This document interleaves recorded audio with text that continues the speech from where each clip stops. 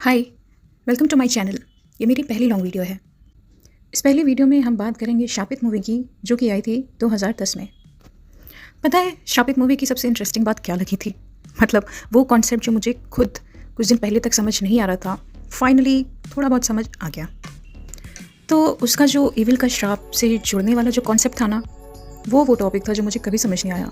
मतलब अपनी हिस्ट्री का माइथोलॉजी में भी तुमने पता ही होगा कि श्राप देने या पाने वाला रहे या ना रहे, बट वो कर्ज जो दिया गया है और जो लिया गया है वो ज़रूर रहता है। Because it's kind of super natural power जिसे विथहोल्ड करने के लिए किसी मीडियम या बॉडी की ज़रूरत नहीं होती है।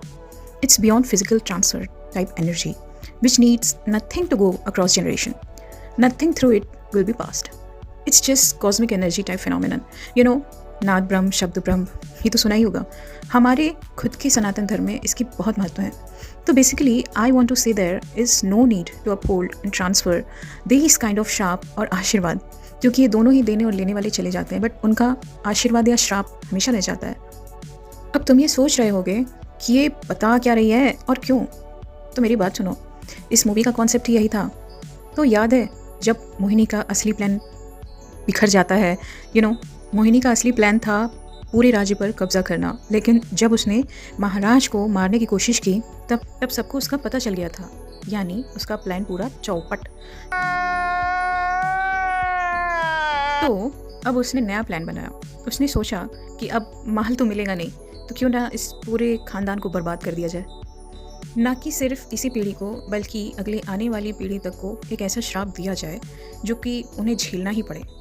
तो पहले तो उसे सारा राज्य चाहिए था, दूसरा उसका प्लान हो गया ख़राब, तो उसने समझा कि सब फिर से रीशेड्यूल करना पड़ेगा, एंड उसने किया भी है। समझ रहे हो planning? Lol, you can't imagine वो कितने गुस्से में होगी। तो उसने कहा कि वो रूह बन के उनके सारे जनरेशन्स को हॉन्ट करती रहेगी।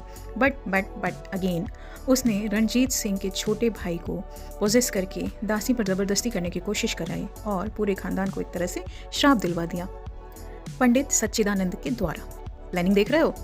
तो मेरा सवाल ये है कि मोहिनी को श्राप से जोड़ने की ज़रूरत क्या थी? मतलब इन सब काइंड ऑफ वर्ड्स को तो किसी फिज़िकल बॉन्डिंग या कुछ चाहिए तो नहीं होता है ना ट्रांसफ़र करने के लिए। तो उसने ऐसा क्यों किया? मतलब श्राप तो अलग से ही अपना काम कर सकता था ना। और वैसे भी वो तो राज और उसके सारे खजाने के पीछे पड़ी थी, तो उसने ख़ानदान के लड़कों या मर्दों को अपना निशाना क्यों नहीं बनाया?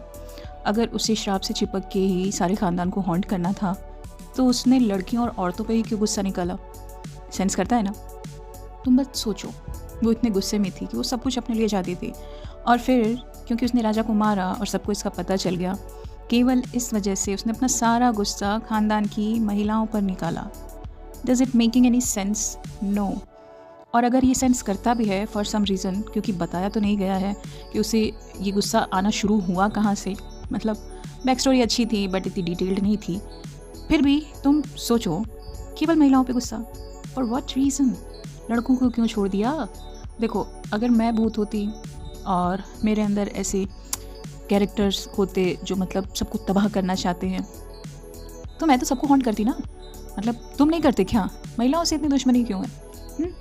उनकी घर की बेटियों से क्या ही प्रॉब्लम थी उसे?